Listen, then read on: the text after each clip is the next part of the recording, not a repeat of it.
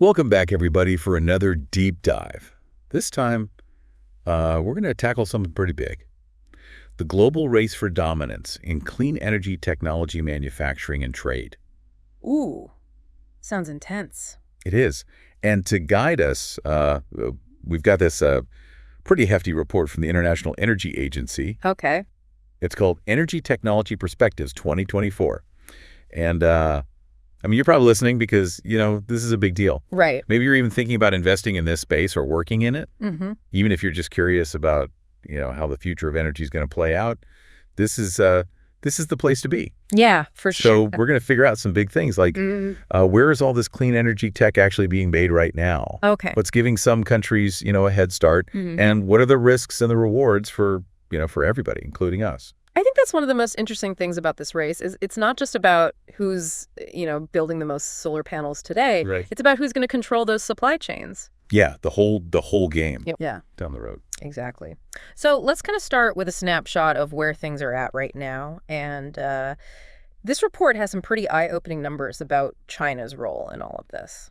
It does. Did anything in particular stand out to you? Well, it's hard to ignore that China's manufacturing something like 40 to 98% Yeah. of global capacity for key clean energy technologies. Yeah. That's a commanding lead no matter how you look at it. Yeah, and it's not just one or two things, right? No. We're talking 85 to 98% of battery manufacturing capacity, Wow. 80 to 95% of solar PV, 50 to 65% of wind. It's crazy. It's pretty wild. What makes them so competitive? Well, it's a lot of things. Okay. Like on the surface, it's cost. Right. Producing clean tech in China is just so much cheaper than in the US or the EU, Uh-huh. sometimes as much as 40 to 45% cheaper. Wow. But that cost advantage, you have to think about what's behind that. Right. They've been strategically investing in this sector for years. Yeah. Think about it. Early R&D funding, targeted industrial policies, access to those rare earth minerals that are essential for these technologies. They were thinking long term while everyone else was still debating if renewables were even viable. So it's not just that, labor is cheaper there. It's that they've built this whole ecosystem to support this industry. Exactly. Wow. They have this huge domestic market, which gives them those economies of scale. Uh-huh. And they've developed these highly integrated supply chains. They can source the raw materials, manufacture the components, assemble the finished products, all within their own borders. Wow.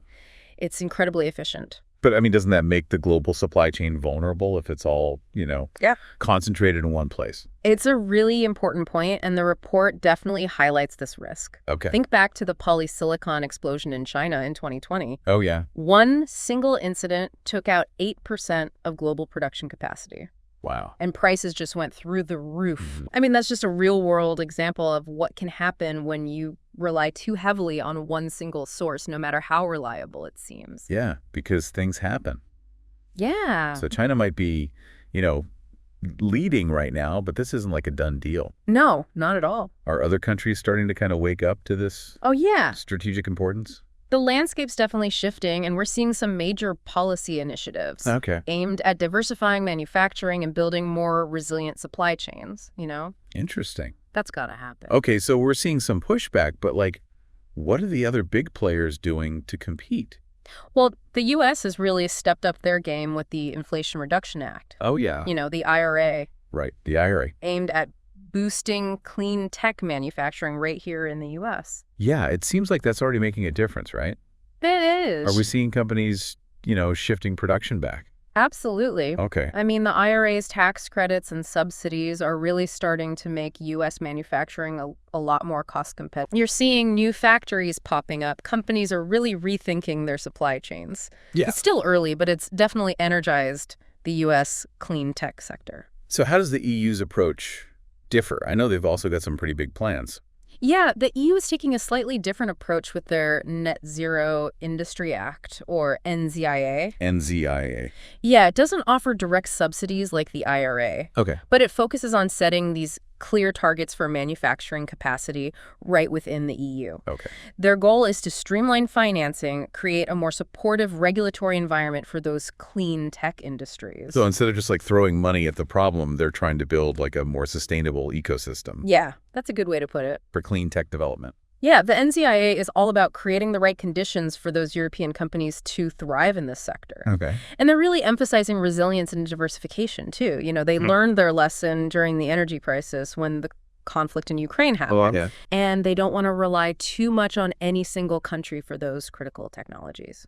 It sounds like a pretty smart approach, especially given everything we've been talking about. Mm-hmm. But what about other countries beyond the U.S., China, and the EU? Are there any other players kind of emerging? The IEA report highlights some really exciting opportunities in those emerging markets. Oh, really? And this is where it gets really interesting for anyone looking to stay ahead of the curve. Okay. These countries often have, the abundant renewable energy resources, growing workforces, and they really want to attract that investment. Yeah, it seems like a win-win. They get to develop their economies and contribute to a more sustainable global energy system. Yeah, absolutely. So who are we talking about here? Well, Latin America has a lot of potential. Okay. Think lithium for batteries. They have existing automotive industries, favorable trade agreements like the USMCA. Yeah. Countries like Chile, Argentina, Brazil, and Mexico, those are all ones to watch. Interesting picks.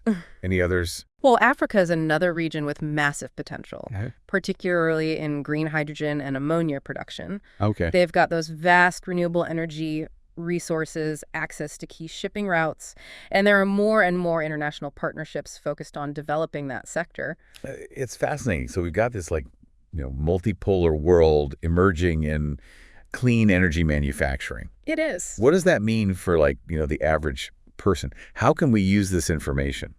Well, the most important takeaway is that the transition to clean energy is speeding up. Right. And this is going to create huge demand for these clean technologies. Right. Solar panels, wind turbines, batteries, electric vehicles, you name it. So for anyone looking to invest in the future, this is a pretty safe bet. It's definitely worth looking into, but it's not just about investing in the technologies themselves. Okay. It's about understanding that whole ecosystem. Okay. The supply chains, the manufacturing hubs, the geopolitical factors. The whole web. Exactly. It's complicated. It is you got to do your homework, look beyond the headlines, Right. and understand the nuances of this industry because it's evolving so fast. So don't put all your eggs in one basket. Uh-huh. Look beyond just the big players and see what these emerging economies have to offer. Exactly. And don't underestimate that resilience and diversification. Hmm.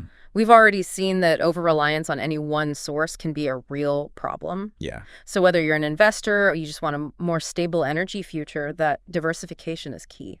And don't forget the human element. We need people to build and maintain all of this. Absolutely. This transition is going to create a huge demand for skilled labor. Yeah. So if you're thinking about a career change, this is a booming sector. It paints a pretty optimistic picture. Yeah. But are there any downsides to all this?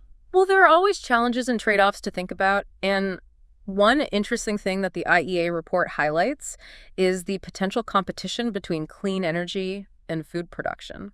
Wait, how are those connected? It's all about resources. Okay. Land especially. As we build more and more solar and wind farms, we need space for them, Right. but we also need that land to grow food. Oh, so it's like robbing Peter to pay Paul kind of thing. It's not quite that simple, Okay. but the report does raise some important questions about how we balance these competing demands. Yeah. It's not just about either biofuels, for example.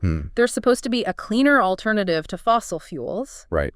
but they often require crops that could be used for food. So how do we solve this? Do we have to choose clean energy or food security? No, it's not an either-or situation. Okay. It's about finding those innovative solutions and adopting a more holistic approach to managing our resources. It's complicated, right? We can't just, cover the world in solar panels. Yeah, it's not that simple. We got to think about how it affects everything else. Exactly. The report talks about, integrated planning.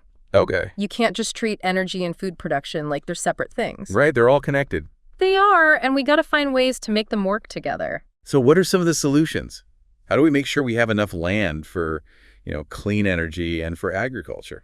I think innovation is key. Okay. The report talks about, developing those biofuels that don't rely on food crops, for example, Right. or finding ways to produce more food on less land through things like vertical farming. Vertical farming. That sounds pretty futuristic. That's an interesting concept. Are we talking like skyscrapers full of lettuce? Not quite skyscrapers, but yeah, the idea is to grow food in these vertically stacked layers, often indoors. Okay. Using controlled environments, it reduces the need for all that land Yeah. and minimizes water and pesticide use. That's pretty cool. What about precision agriculture? Well, precision agriculture uses technology like sensors and data analytics Okay. to optimize those crop yields and minimize waste. So it's all about being more efficient. Exactly. Getting the most out of the land we have. So it's not just about finding new land. It's about using what we have more smartly. Exactly. And we can't forget about reducing food waste. Oh, yeah, that's a huge problem. It is something like a third of all the food that's produced ends up lost or wasted. Wow. If we could tackle that issue, it would free up so many resources. Yeah, I hadn't even thought about that. It seems like there are a lot of solutions out there, but it's going to take, some big changes. Yeah, it'll require a real shift in thinking. And a lot of collaboration. Absolutely. And this isn't just for governments or big companies to figure out. Right. This is something that we all need to think about and participate in. Yeah. Whether it's supporting those sustainable farming practices, advocating for policies that promote innovation, or just, reducing our own food waste at home. Right. Every little bit helps. Every little bit counts. This deep dive has really opened my eyes to, just how complicated this whole clean energy transition is. Yeah, it's a big one. It's not just about, swapping out gas for solar panels. It's about rethinking how we do everything. I think that's a great point. This isn't just a technological shift. Yeah. It's a societal transformation. And the IEA report really gives us a roadmap, not just for, governments and businesses, but for everyone. That's really cool. So for our listeners who, want to take action, what should they do? Where do they start? Well, first I'd say check out the report itself. Okay. It's got so much information, and it's a great place to start if you want to understand these issues. Then think about how this all applies to you. Yeah. Whether you're an investor, an entrepreneur, or just, someone who cares about the future of energy, are there opportunities you can take advantage of, ways you can contribute to a more sustainable future? Awesome. So it's not just about, making money. It's about making a difference. Exactly. It's our chance to build a cleaner, more resilient, and equitable energy system for everyone. Couldn't have said it better myself. Well, thanks for joining us on this deep dive. We hope you learned something new, and, we hope you're inspired to be a part of the solution. Until next time, stay curious.